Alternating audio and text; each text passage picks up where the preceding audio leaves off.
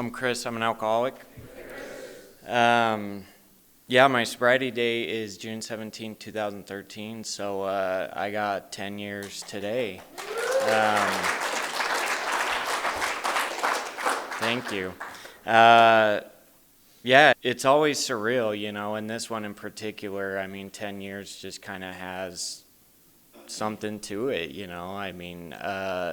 when I got here, I was broken and hopeless, and I really didn't think it was possible to stay sober. I really did not think that was in the cards for me, I assumed that I would end up spending time incarcerated and it would end by suicide, to be completely honest.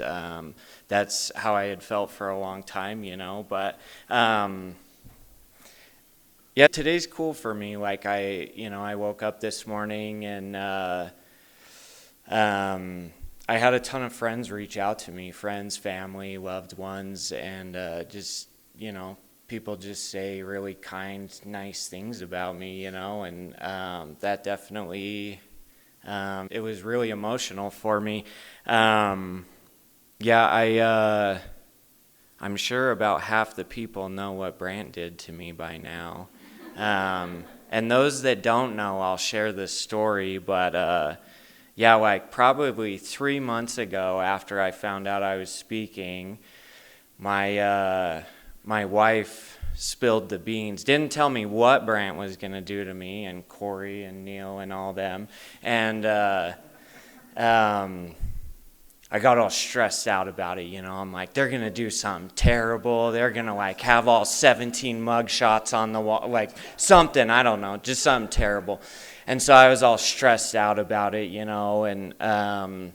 I started contemplating how I was going to get my revenge before I knew what they did, like every good alcoholic will do. They scheme and plan, and I came up with this genius plan one night, if my wife was asleep, and I'm like, okay, this is what I'm going to do. After I leave the speaker meeting, I have the perfect path home. I'm going to go to Brant's house, and I'm going to steal all the ladders off his work truck. And then I'm going to go to Corey's office, and I'm going to disarm the alarms with Brant's ladders. And then I'm going to pee on his couch. And then I'm going to go to Neil's house, and I'm going to dent his Tesla, and then I'll go home. And then I can go in the rooms, and I can be like, well, Corey's peeing on couches again, Neil's running into more cars, and then I can tell Corey that Brant's not very good at his job, So,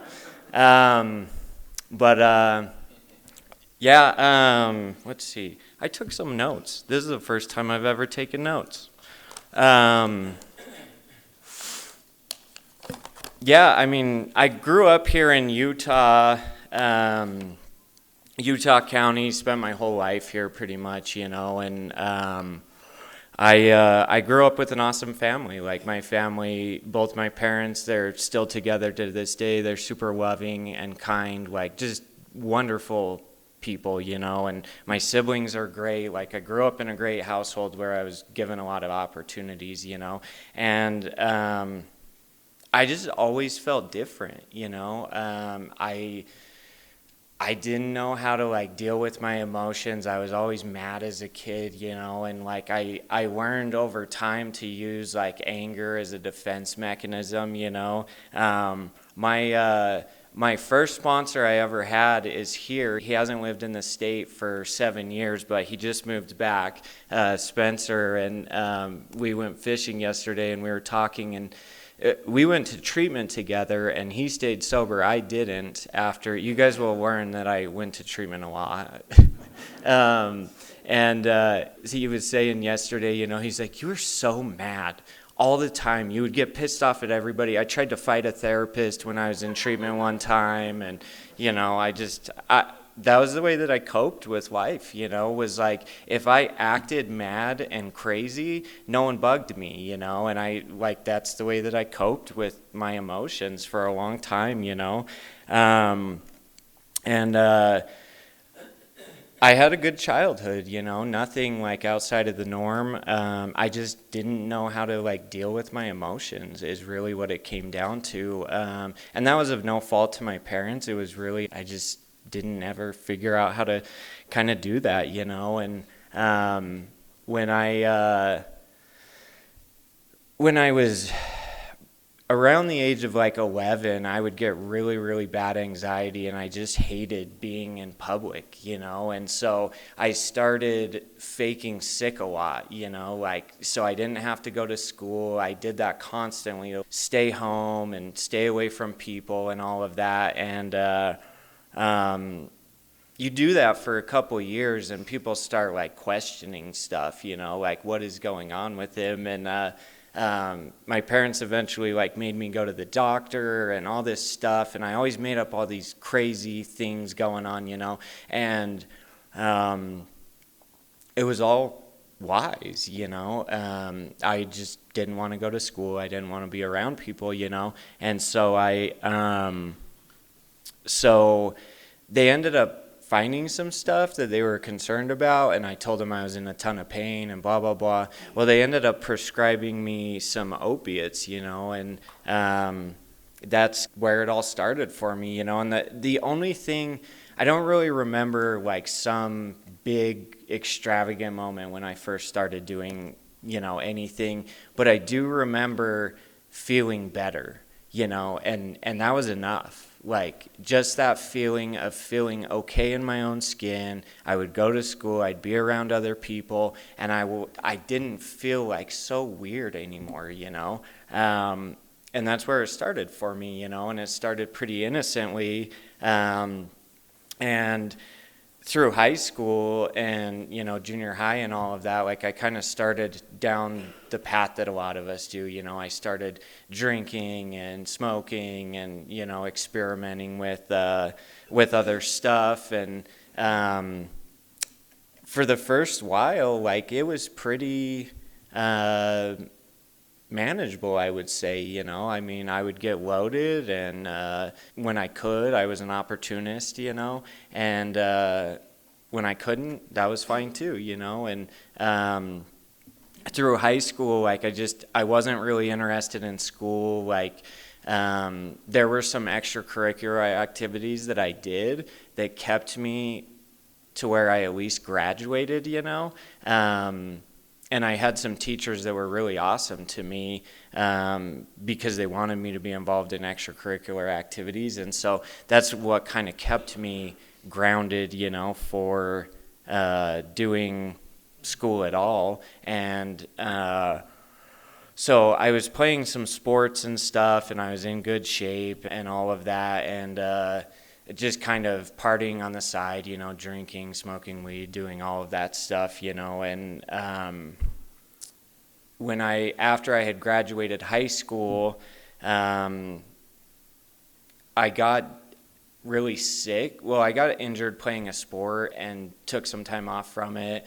And then I started getting really sick and lost a ton of weight. And my substance use started getting heavier. I was taking opiates because of getting hurt and all of that, losing weight and all of this stuff. And I put off going to the doctor for a long time because he was one of my parents' family friends, and I didn't want him to find out that I was using, because my parents were going to find out. And so I finally went to the doctor, and they diagnosed me as a type 1 diabetic, and that was like when things really started to get out of control for me.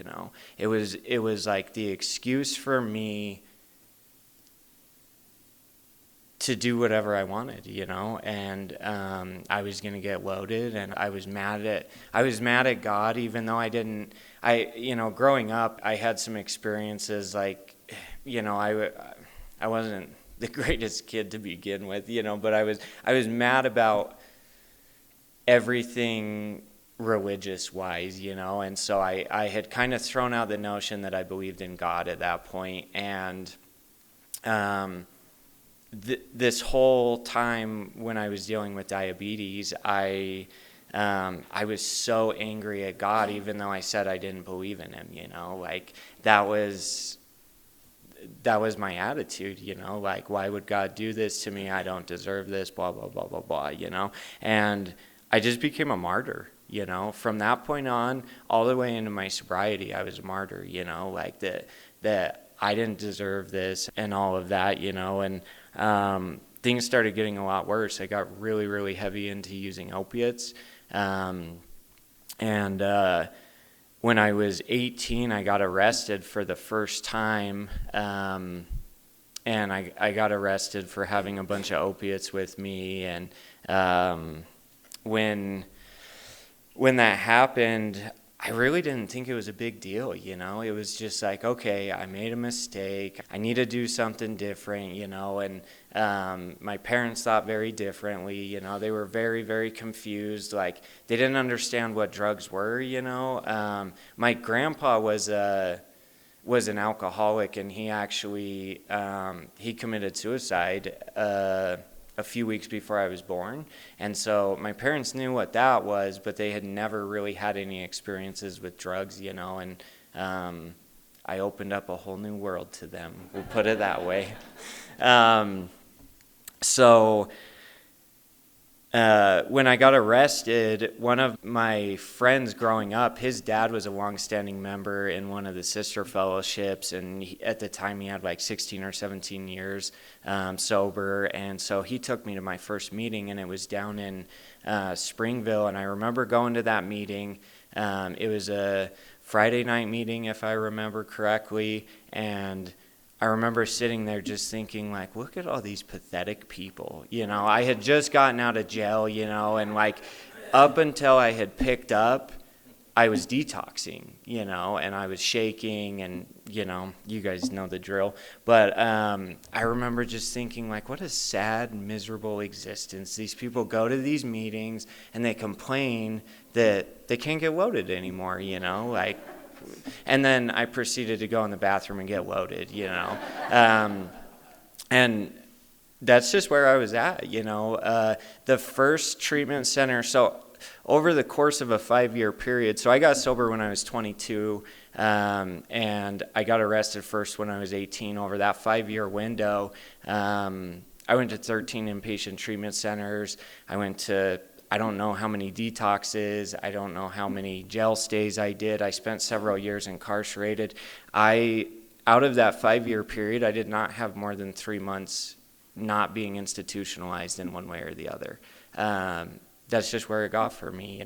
Once it came fast, and I couldn't control and manage it. But so the first treatment center that I went to, I specifically went to because it wasn't 12-step based. It was the only one that my parents had approved that wasn't 12-step based, and I'm like, I'm going to that one because I'm not doing that God thing. I'm not doing the 12 steps. I'm not going to meetings all the time. I just thought I was going to will myself, I was going to will myself into sobriety, and everything was going to be okay. And I went to that treatment center 6 times in the course of a year. Yeah, it didn't work so well. And the thing I'll say about that is not every time I went to treatment did I want to get sober. Sometimes I just wanted to get I got 4 different set of felony charges over those 5 years. And so sometimes I just wanted the cops off my back. I wanted my parents off of my back. And I just wanted a little bit of break from the chaos, Not every time I really wanted to be sober. But there were times that I did, And at that treatment center, there were times where I legitimately wanted to be sober. One experience that I remember, and I did not remember this until I was several years sober, I was sitting in my home group. It was Rule 62, and this guy that had been sober for a while, it was Christmas Eve, and he talked about this experience of seeing his mom on Christmas Eve when he was getting loaded, and this memory came flooding back. And what it was I got out of treatment in early December one year, and I started getting loaded almost right away. I couldn't do life, you know, and I had really wanted to be sober. And I was getting loaded, and by that point, the walls kind of had started closing in, you know, like the way that I always describe it is, so at my parents' house, by this time I was the only one living in my parents' house other than them, and they live in like a big house with, you know, a bunch of bedrooms and stuff, and because I had stolen from them so many times, slowly my dad's office got locked. Then their bedroom got locked. Then their spare bedroom got locked. And it was just like the walls were closing in, you know. And towards the end, like in all reality, I had access to my bedroom and the common spaces, and that was it. There was like keyed locks on every other door. But this experience, I didn't have any way to get loaded, you know. They had kind of cut me off, and I had no money left. And what I ended up doing was I broke into one of the rooms where my mom's like such a good organized lady, you know, and she had all her Christmas presents wrapped, and she had all the receipts, you know, in case people wanted to return them. So what I did is I opened these presents and I returned them for cash and gift cards, you know. And it was one of those things when I had that, when I remembered that, I was just like, wow, like, you know, it's one of those things that just hits you like a ton of bricks. Like, that's what I did. I stole everyone's emotional sanity, you know, like no one had emotional sanity, mental sanity if they were around me. And that's what I did to people, you know. I took hostages of everyone that was around me.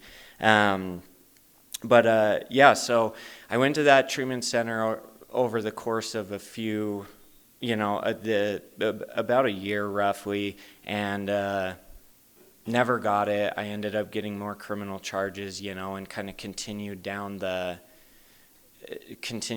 road of that, you know, and I started getting incarcerated more. Things started getting worse, you know, those walls closing in on me. And I remember one of the times I was in jail, there was this old deputy.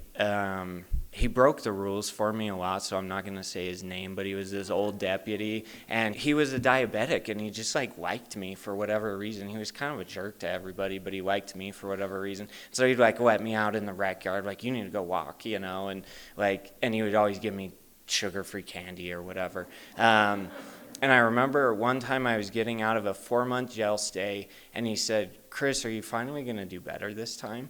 And this is the first time I ever remember being honest with myself, and I told him, I don't know how to.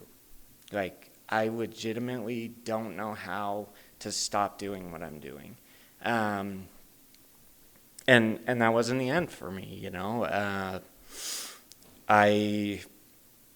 After that, I ended up going to some other programs and stuff, you know, and as it kind of progressed and the charges started getting more serious and stuff, I started opening my mind up a little bit to like doing 12-step based stuff, but I was still very against it. And I ended up getting court ordered to this 12-step based treatment program, you know, and when I went to it, I ended up, and this is where the anger stuff that I've brought up about when me and Spencer went in treatment together.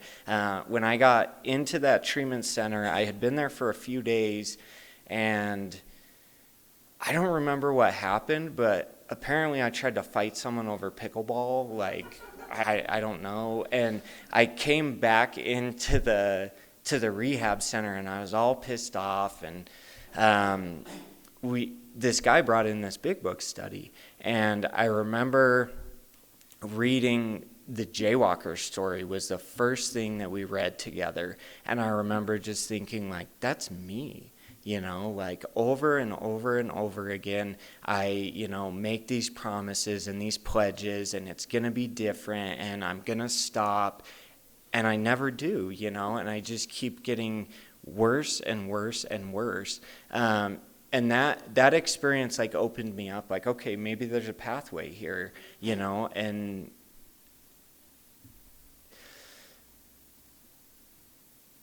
that,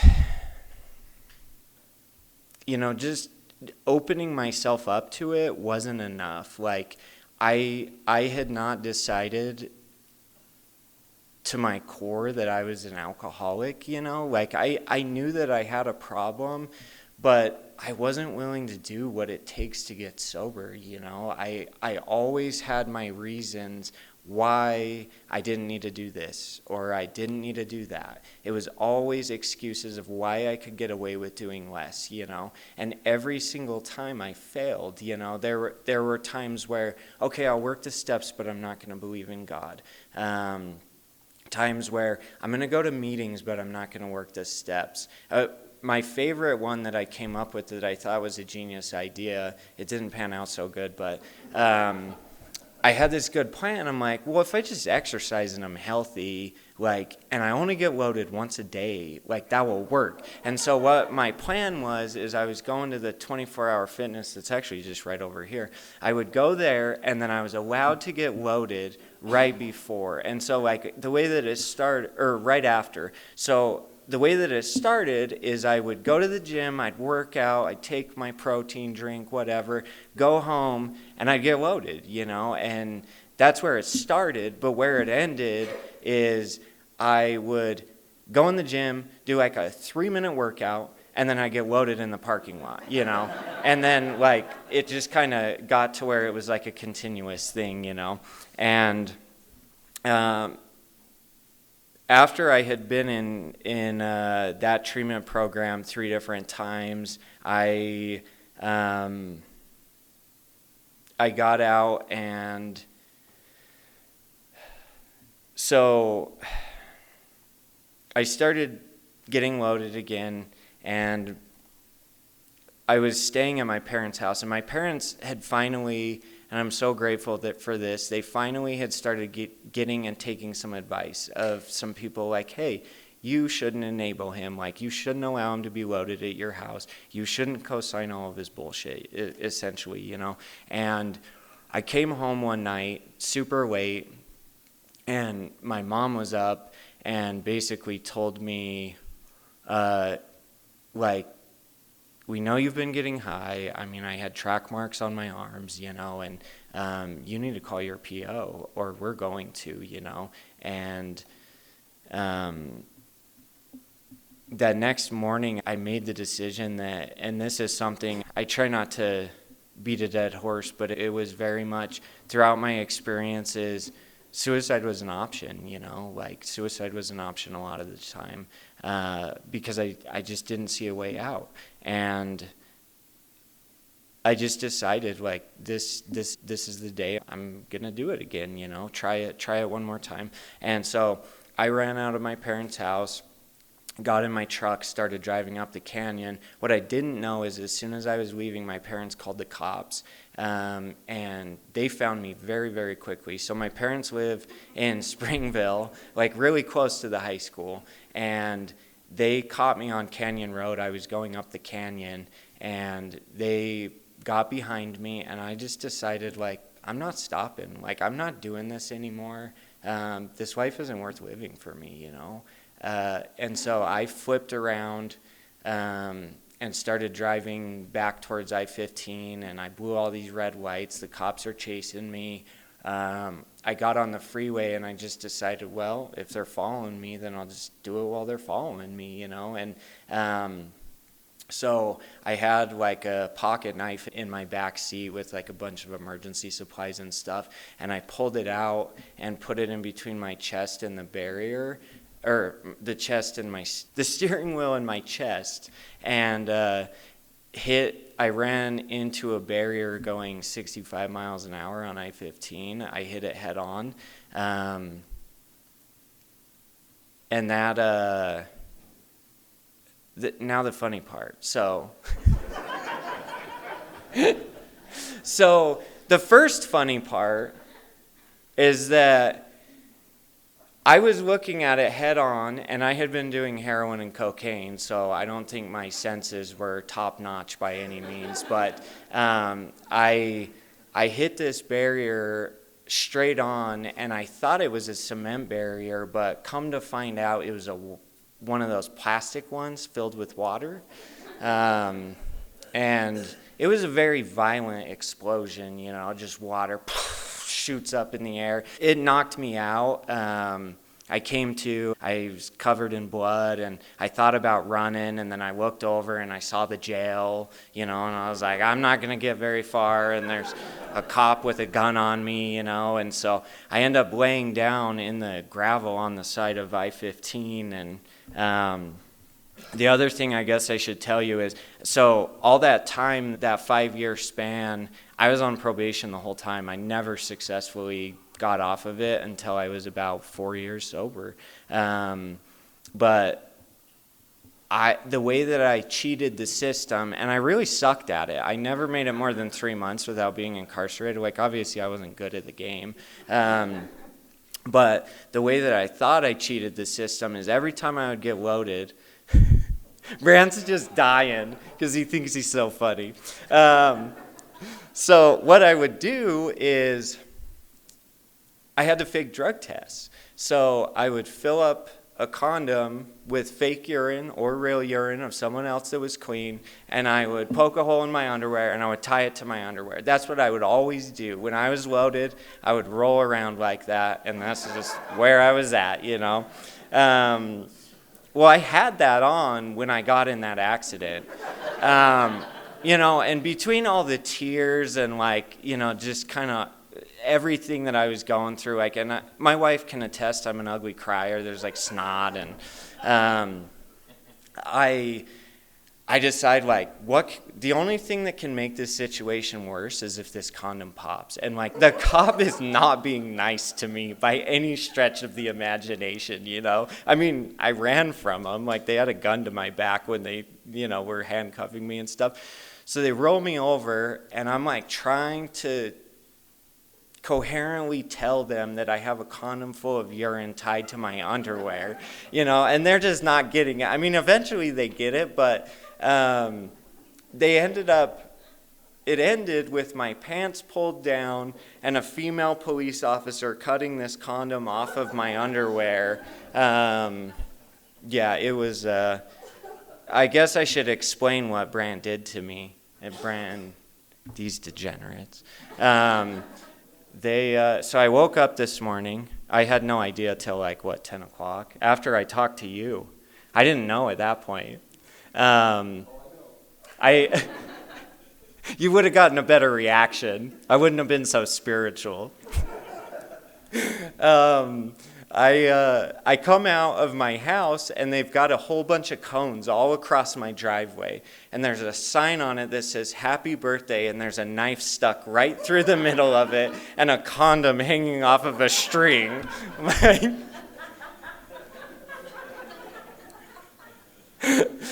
But, and that was the last time I ever got arrested. You would have thought that would have been a bottom for me, and it wasn't.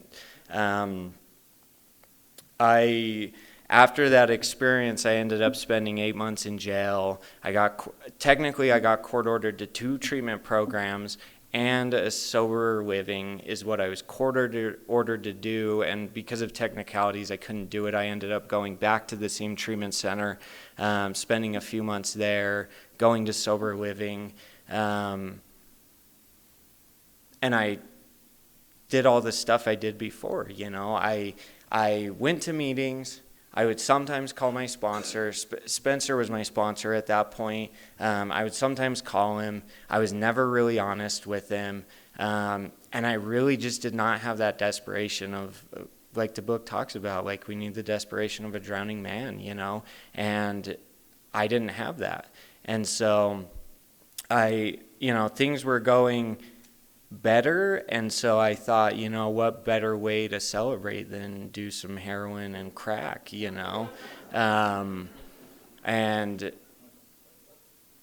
I got loaded and ended up getting kicked out of that sober living, and it's really kind of a blur for me, and I don't know, I think the combination of heroin, crack, and benzos really probably messes up your brain a lot, but from what I remember of that couple-week relapse, I remember my brother had just had his son, and my brother was one of my biggest supporters. He was always there for me. always when I was in a pinch, he showed up. And I remember he picked me up and he said, Chris, I can't have you stay at my house. I have a newborn and I'm not bringing someone there that I don't know what's going to happen, you know. And so he said, I'll put you in a hotel. So he put me in a hotel that was Quinta on 8th North. I stayed there. And the deal was that I would give him all my drugs if he paid for the hotel room. So like a good drug addict, I give him half of them, you know. And I remember sitting in that hotel room and like kind of blotting in and out of consciousness, you know. And I remember sitting outside just thinking like this, I can't do this, you know. And back to that same thought pattern of I really started getting sucked into this thought pattern that everyone in my life would be better off if I just died, you know. And what a dark place to be. I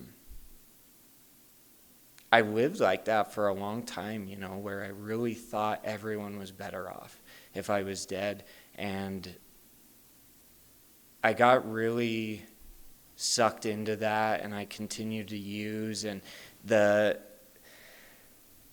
good thing is I had been involved in the program enough, you know, like my sponsor had forced me into, you know, a home group, and I had kind of started to get to know some people, even though I wasn't really doing a whole lot. And through the kindness of some other people, I ended up in another sober living, you know, and they didn't know that I was still using. And what ended up happening, and sometimes I feel like this is such a weird bottom and a way to start sobriety, but so what happened is my PO was out of town, and so I was like, you know, I could just claim that I'm suicidal, which was true, you know, it wasn't a lie, and I'll just go to a psych ward and I'll dry out and I'll try it all over again, you know. And so I went to the psych ward, and there was some people from my home group that came down and visited me while I was there, you know, like came down, brought me some clothes, showed me some love and compassion. And at some point during that stay, like I said, it's all kind of a bit of a blur, but I just decided to actually try it, you know. And I got out, went back to that sober living. I continued to lie about my sobriety date, which is kind of funny. I didn't get honest about that until I was about 9 months sober. And the thing is that I really didn't think about it very much. I remember thinking, you know, my sponsor, when I told him around when I was 9 months sober, I called him and I'm like, oh man, he's going to make me go to every AA meeting I've ever gone to and make a formal amends to every person in every meeting. And I remember calling him and he was like, so when's your sobriety date? And I didn't know like what my sobriety date was. The way I figured it out is I looked at my intake papers from when I went to the psych ward, and I went in on June 16th. And they gave me some benzos because I was a little out of control when I checked in there apparently. And so that's when I, you know, figured out what my sobriety date was. But his suggestion was like so simple, you know, like, isn't that funny how we make these things up in our head and like it's going to be the end of the world? And he was like, well, okay, find out what your sobriety date is and pick up your chip when it's your time to pick up your chip. And I'm like, what? But anyways, so one of the big things that I had to confront when I was first sober, you know, I started doing the things with an earnestness that I had never done before, you know, meeting attendants, trying to work with my sponsor, and trying to be honest with him for the first time to a deeper level, you know. And he knew why I went to the psych ward in the first place, and I don't remember exactly what he said. He used profanity a lot towards me when I was brand new, you know, like, you're being a dumbass, you know, stuff like that. And I remember him saying something to the effect of, if you don't do something different, it's going to turn out exactly the same. And that was, for whatever reason, it broke through, you know, and I was like, okay. So I ended up going to my PO and getting honest with him, that I had gotten loaded once again, and I ended up getting some consequences because of that. I ended up having to do another outpatient program, a bunch of drug testing, some classes, I don't know, a bunch of stuff. But that taught me a very valuable lesson, like for the first time I was finally able to be honest and stand up and deal with the consequences, like before that I always hid and ran from my problems and all of that stuff. And that's one of the things that like really stands out to me about my early sobriety that was like a really big difference maker. Another thing, my current sponsor, Robert, I remember seeing him at a meeting, and he told me, I swear he swore too, but he doesn't really swear very often, so I don't think he did. But he said, like, Chris, you're one of the really sick alcoholics that needs more than a sponsor.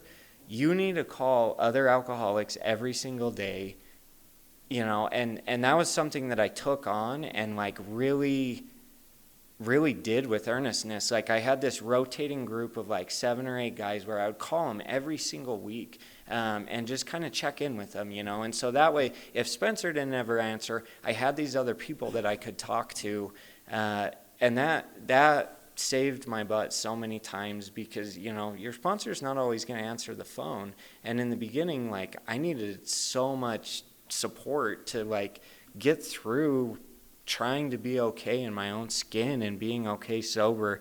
And so that was one thing that helped me a lot. But I started in the very beginning, like putting in the work to work the steps, and my sponsor was willing to put in whatever effort I was willing to put in. And so if I was willing to call him and say, we need to meet up, he would schedule time and take, he was working a couple jobs at the time, and he would take time out of his day to work the steps with me. And I started going through the process of the steps, and like I said, I really struggled with the concept of God when I first got here, and it was like that when I was starting the process of the steps. And so the suggestion that I was given was just read the prayers out of the big book, and that's what I did. I read the 3rd step prayer, I read the serenity prayer, the prayer of St. Francis, and that's how my relationship with God started. I truly believe now that like we start at such a basic, like at least for me, I started at such a fundamental level, and because I put in the work, the consciousness of God became a thing for me relatively quickly. And I had this experience when I was about 6 months sober or so. One of my friends that I had gotten loaded with her quite a bit, she had gotten sober before me, was in the rooms, and she ended up, long story short, she ended up dying from an overdose. And I guess I should step back a little bit. So the last time I was in jail, one of my best friends, I called my mom one night and she's crying, and she is like, Phil's dead.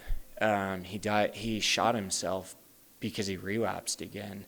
And what I did when he died, this was my last time in jail. What I did is I went out of the visitation rooms and I found the first person with drugs and I used them. And that was the first time I ever used methamphetamines.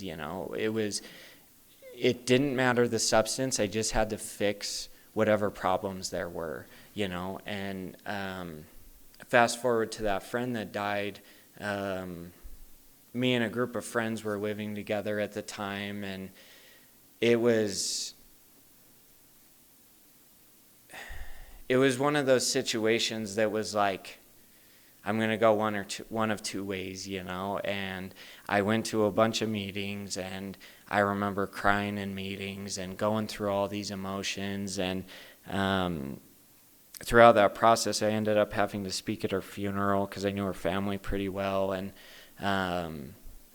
coming out the other side, me and Brad actually were sitting up above the G in Pleasant Grove, And I remember just having this feeling come upon me. This was like my first spiritual experience. I remember sitting up on the mountain, and I don't even think I said anything to him, but it was the first time, and this was after her funeral, it was the first time that I was ever able to walk through a death without getting loaded. And it was, for me, it was such a profound spiritual experience that this thing actually does work. I can stay sober. Like, this is a plan for living that will actually work for me, and it really, it inspired me to like dive even deeper into the program. And like the thing that always stands out to me about that experience is I love the promises in the big book, because like I said, I was really depressed when I was using and when I first came in. And so I would read the promises out of the big book, and they gave me a little bit of hope, that I could make it through another day. And in the big book, after it goes through like the whole fear inventory, it says this one line to me, and it's my favorite promise out of the big book. It says, "Just to the extent that we do as we think he would have us and humbly rely on him, does he enable us to match calamity with serenity." And I think the reason why that's so big for me is that experience. I had that experience of I didn't know how to get through a hard situation like a death without getting loaded. And then I jump into AA and I do what's suggested, and I finally make it through a situation like that with a little bit of grace and a little bit of peace, and that was really big for me. Yeah, and I kind of want to talk about a few of the, fourth and fifth step stuff for me. The fourth, it's kind of funny for me because, and I don't know if other people feel this way, but so many times, especially now that I've been sober for a while, I look at my resentments and I realize how irrational they are, but just thinking about it in my head doesn't mean that it will go away. And this is the thing that I always struggled with trying to be analytical about the program and like, oh, well, I can just kind of do this myself, but what my experience was going through the fourth and fifth step is I had this really bad resentment towards my dad, because growing up he was always busy. He worked a ton of hours, was always gone, and he wasn't, he had a lot of stuff, a lot of responsibilities. And I remember going through this with my sponsor, and he kind of tells me this stuff that that's like rational, like he's taking care of a family and all of that, and after I went through that fifth step with my sponsor, I remember talking to my mom one day, and we were just kind of reminiscing. Like, one thing I tried to do when I first got sober was I would call my parents because I wanted to give them some peace of mind back. So I would call them every day, and just try to touch base with them. So I was talking with her, and somehow we got on the topic of my dad, and she just brought up, she said, "Chris, I don't think you realize how terrible his childhood was. His dad was never there. They were always on state assistance and getting help from their neighbors. And when we got married, he made me the promise that he was always going to financially support his family." And for whatever reason, that resentment just disappeared and has never come back in my life. I realized that he's a good man, and he was just trying to do the best he could. He wanted to give his family a decent life, and he has. And so that was one of the experiences that were really, really profound for me. And I wanted to talk about a few of my amends.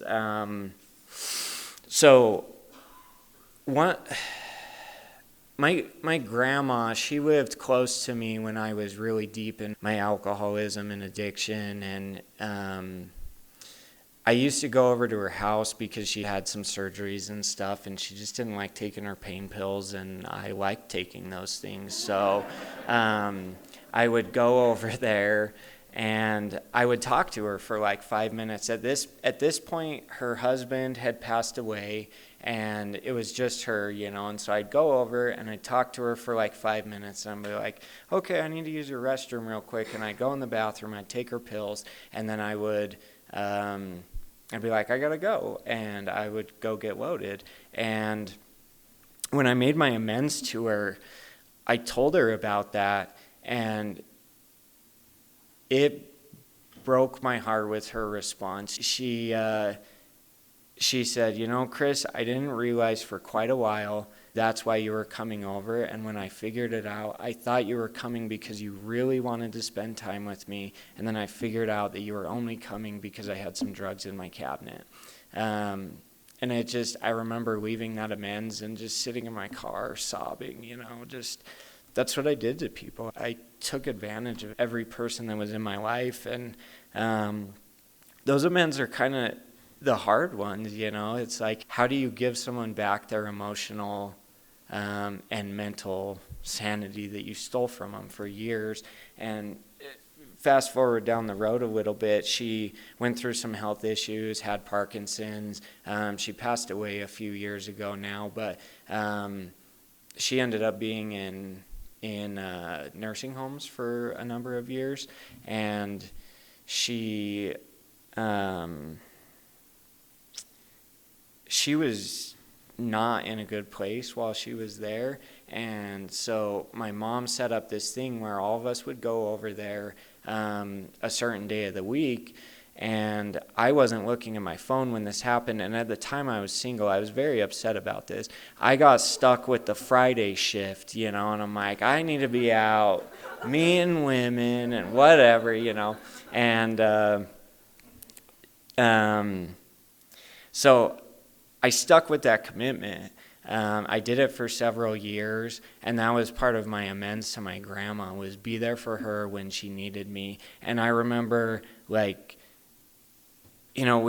in the program we're taught how to live life, live life on life's terms. And I remember when I was going, I would hate sitting there with her. What I didn't realize then was it was painful because I didn't like seeing her suffer, and someone gave me the suggestion, it was either Spencer or it was on a speaker tape, to just sit there for as long as I can, and then once I'm crawling out of my skin, I sit there for 10 minutes more, and then you can leave, and that taught me to deal with that discomfort, we have to learn how to deal with that level of discomfort if we want to stay sober. And through that experience, it was kind of funny because she was really angry. My wife can attest to it. She was mean when she was towards the tail end of her life, but she was so nice to me. And I truly believe that it was because of the program, because I would go in there and she'd be all pissed off about this nurse, whatever, and I would tell her, what's on your gratitude list today, and we ended up getting her a journal, and she was writing in a gratitude list, and she was still ornery as shit to everyone else, but not to me. But it was one of those cool experiences of we can benefit so many people with our design for living, but yeah, that was it was nice to feel at the end of the day, I was able to make that up to her, The other one that was really big to me was my parents. Like I said, I stole from them. I was a pretty terrible son to them. And when I made amends to them, one of the things that they asked of me was that I help other people that are in the same situation that I was in. That was one of the things that they asked me to do, and I ended up going into a treatment center, and first I did it with my sponsor, and I've done it with a number of people over the years, and I did a big book study because that was the thing that really at least opened the door for me, cracked the door of AA. And so I started doing this big book study, and what's funny about a lot of our amends and a lot of these things we have to do is they become some of our biggest blessings in our life. And that big book study has kept me tethered to the program over the course. I started doing it when I was about 4 months sober, and I'm still doing it to this day. And it keeps me tethered to the program. There's a lot of times where I don't want to go, and I show up anyways, and I end up leaving super happy. And one of the things that's cool to look back in retrospect on is my wife now, she started doing it with me in 2016, and we just built a really good friendship. We were friends, and we were able to be really vulnerable and honest with each other. I mean, we were talking about our own stories over and over, week after week, and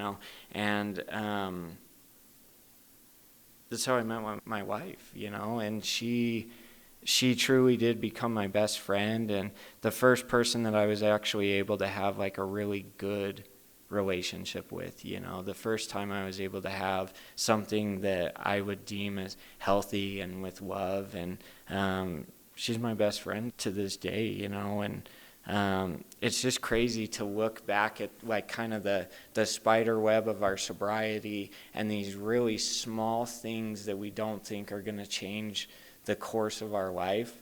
They do, and they turn into some of our biggest blessings. Another thing that I wanted to, I'll wrap up with this, but during COVID was a weird time in AA. So when it first happened, like being type 1 diabetic, I was nervous. I didn't, when none of us knew what was going on, all the meetings just shut down, and I was scared because throughout my sobriety, I've been a continual meeting attender. I have always had my commitments and my home group and being tethered to the program. And I remember being really, really scared, like I don't think I'm going to be able to get through this. And one day I was reading through in the 12 and 12 on step 3, it talks about how when World War II broke out, like it was kind of like this big test for AA. Was it going to work in all conditions of life?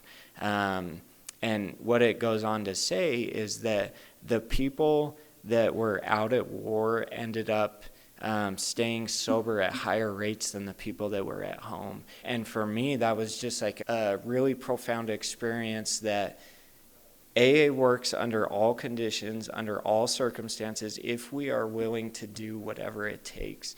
And that's my belief to this day, is that if I continue to stay in the program, I can stay sober a day at a time. I'm super grateful for AA and everything that it has given me. So that's all I got.